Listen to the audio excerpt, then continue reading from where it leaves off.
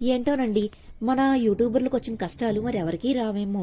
ఏంటో మీకంత కష్టం వచ్చిందనుకుంటున్నారేమో! ఏం చెప్పమంటారండి?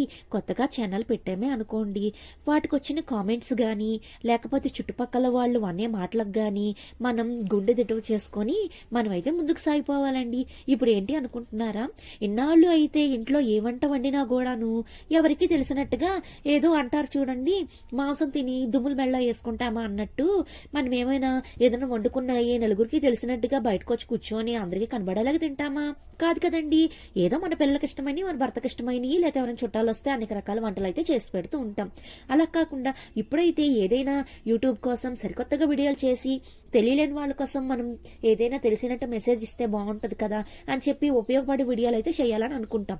అలా అయితే ఏదో ఇప్పుడే తింటున్నట్టు, ఇప్పుడే చేసుకున్నట్టు అనుకుంటా ఉంటారు. ఇన్నాళ్ళు ఏమైనా ఉట్టిగా గాలి చూస్తూ, గాలి మింగుతూ ఏమైనా బతికామా